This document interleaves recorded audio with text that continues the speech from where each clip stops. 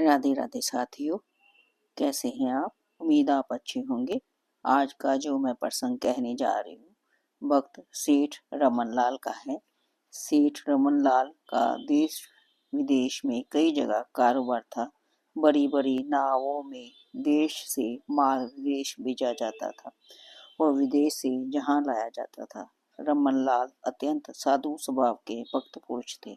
भगवान में उनका अगाध विश्वास था। वे श्री भगवत गीता के बड़े विश्वासी थे।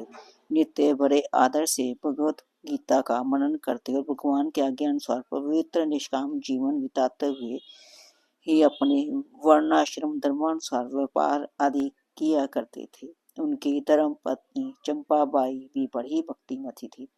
घर में श्री गोविंद देव जी का विग्रह था और दोनों पति पत्नी सवे बड़े भक्ति भाव से नियमित भगवान का अर्चन पूजा किया करते थे। दिन में सेठ अपनी पैरी पर जाते और लगभग 6 घंटे काम काज भली भांति संभाल कर घर लौट आते। 4 घंटे शौच स्नान भोजन पान और अतिथि सत्कार आदि में लगते। 4 घंटे सोते। शेष 10 घंटे भजन पूजन स्वाध्याय जप और स्मरण ध्यान आदि में बीतते। बड़ी ही नियमित और निर्मल जीवनचर्या थी। दूर दूर के लोग भी बड़े संतुष्ट थे उनके व्यवहार से। जो भी उनके संपर्क में आता वही उनके प्रेम और सत्कार पूर्ण हित बड़े व्यवहार से मुग्ध हो जाता। एक बार रसोइया ने भूल से हलवे में शक्कर की जगह नमक का पानी बनाकर डाल दिया और तरकारियों में नमक की जगह शक्कर डाल दी। वे अपनी पत्नी की बीमारी के कारण रात भर जगा हुआ था और पत्नी की रुग्णता के कारण उसके मन में चिंता भी थी। इसी से भूल हो गई। सेठ रमनलाल भोजन करने बैठे तो उन्हें हलवा नमकीन और तरकारी मीठी किंतु बिना नमक की मालूम हुई। उन्होंने रसोइये की चेहरे की ओर देखा। उसका चेहरा उदास था।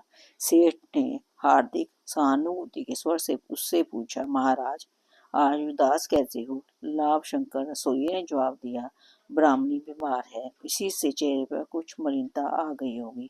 उसने रात जगने की बात नहीं की, पर सेठ उसकी उन्नीदी आंखों को देखकर तार गए। उन्होंने लाभ शंकर तुम खाकर जल्दी चले जाओ, ब्राह्मणी अकेली है, उसे संभालो, यहाँ दूसरा आदमी काम कर लेगा, तुम भला आए ही क्यों? फिर भैया तुम्हारे घर में दूसरा कोई भी नहीं है, तुम रात भर जगे हो जाओगे। मैं एक आदमी भेजता हूँ, वह बैठेगा, तुम कुछ देर आराम कर लेना। रसोइया को मालिक के सहानुभूति शब्दों से बड़ी सांत्वना मिली। वह मन ही मन आशीर्वाद देता हुआ घर चला गया। लाभ शंकर के चले जाने पर सेठ राम